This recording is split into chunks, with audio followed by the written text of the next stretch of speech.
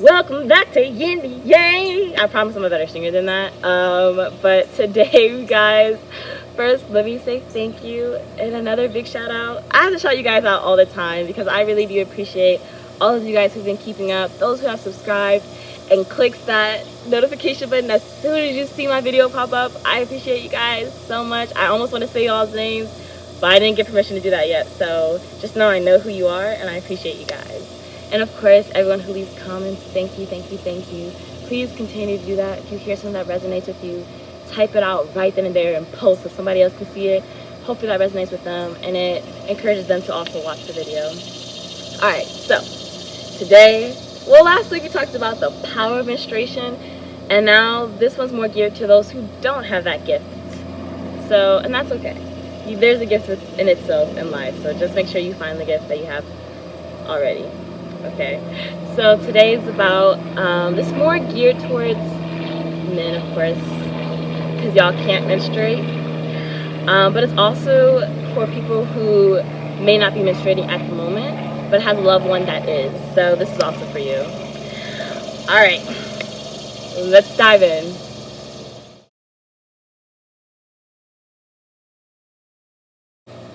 So before I say too much, I want to premise with, if you know someone is menstruating, don't tell them you know. They don't need to know you know. They know you know. I promise you, they know you know. Because they know. Okay, I just want to premise with that. And I think the best way to show that you know, if you feel like you need to, is to show it through actions. Show it through acts of love. Let them know, like, hey, I know you're going through a stressful time. Let me do whatever I can to help. Instead of necessarily vocalizing it, show it through your actions, because actions say a lot more than words can. And I'm gonna give you guys some tips on how to do that.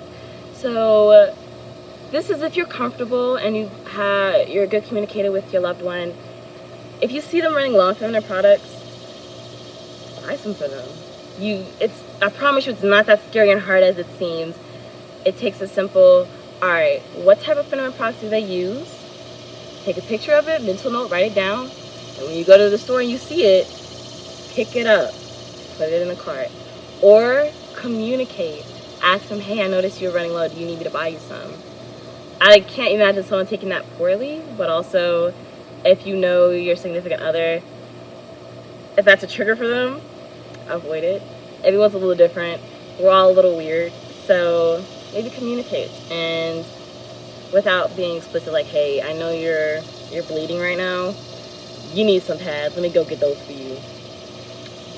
Be compassionate when you speak to your loved ones, okay? Alright. So on that note with the triggers, brings us to our second point. It's a nice little segue there. Know your loved one's triggers. And if you know your loved one's triggers, or if you will, their buttons, don't press it. I promise you, you don't want to press those. Because women get superpowers when they're menstruating. They'll beat you up, okay? Some of us get super strength, so just watch out.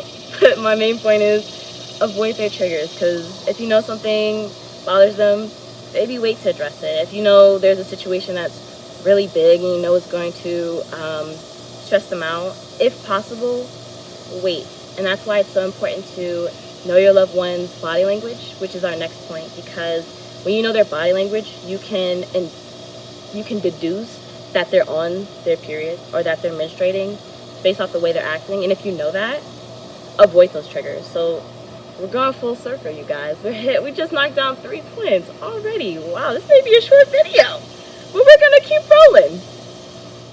rolling. So furthermore, if you haven't gotten to the point where you know your loved one's unspoken language, I would advise communicating. But with this, you want to be very careful with your words, because there may be words that trigger them and you don't know yet. So be very compassionate and patient with your loved one during this time period. So with that being said, if you see that they're off a little bit, don't ask, what's wrong with you? I personally can't stand that question, or like, what's the matter? Because a lot of times, I don't know what's wrong. I just feel, I don't know why. And I think it's possibly also due in part to the fact that some of us do become more empathetic and we pick up emotions that aren't ours and we don't know why we feel that way. So be mindful of that. And when you do want to ask, you want them to know that you notice that there's something different, but you don't quite know what, and you don't know how to communicate that with your body language. The best question to ask is, hey, how's your day? Because with that question, if your loved one has picked up an emotion that's not theirs and they're carrying that around, this question not only helps them to better identify that, but it also helps them like, okay, what is wrong? It's that question of, how has my day really been going? Did something trigger me earlier today that caused me to feel this way? And when you do ask them that question, they get to better identify their triggers, and they know that you're caring and that you're concerned for them without directly saying like, hey, I'm worried about you, what's wrong? Because when you say what's wrong, it also implies that there's something wrong when there probably isn't. So just ask, hey, how's your day going? It says a lot. So we talked about them picking up emotions and not necessarily understanding why they're feeling this way, which is why it's important to ask, how's your day? But on that note of some women being more empathetic during this time period, you have to check yourself. You have to check where your emotions are, because some women are able to pick up on that. And they may not be able to vocalize like, hey, you're off today. It may be like them reacting to your emotional reaction without you having to say anything. Like you just walk in a room, you had a bad day, and they're like, and you're like, what the hell did I do? I had a bad day at work. Why are you coming off on me? It's not you, which is another point, but we're gonna stay on this focus right now as far as watch where your emotions are right now, because some women are able to pick up on that, and they pick up on it without knowing that it's yours.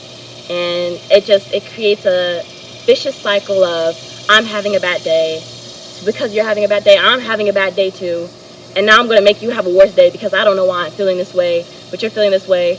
And it just becomes a vicious back and forth. So check your emotions. If you know you're going through a difficult time, or if your emotions are very stagnant, your energy is very stagnant,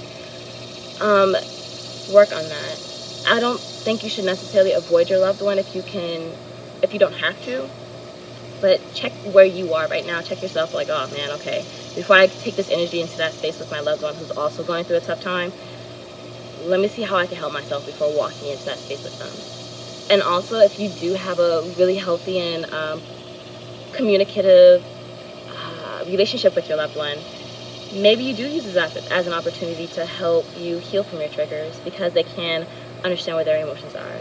Now, this is not only if you have a healthy, good communication kind of relationship with your loved one, but it's also if they're ready for that. Because a lot of times we put our emotional burdens onto someone who's not yet ready to hold that, because they haven't dealt with their own, and that fills their plate up before they're ready. So if you are able to, this is an opportunity to heal from your triggers by being in that space with that loved one if they are ready for that too. So that's an option. So also, what I was talking about earlier, our little segue, the way someone treats you is a reflection of how they feel inside.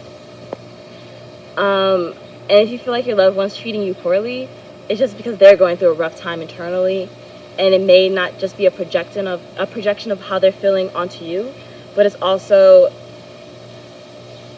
a lot of influx and flow of emotions that get released at someone that they care about, and that happens sometimes. So I say this to say, be mindful of that, because it's not that they hate you. They don't hate you. I promise you, they don't hate you. It's just they're going through a lot right now, and they are letting it out on you. So the way that you're being treated is a reflection of how they're feeling inside. And that's a general tip for life in general. People treat you the way that they feel inside. So this leads us to one of our last points and last bit of general advice.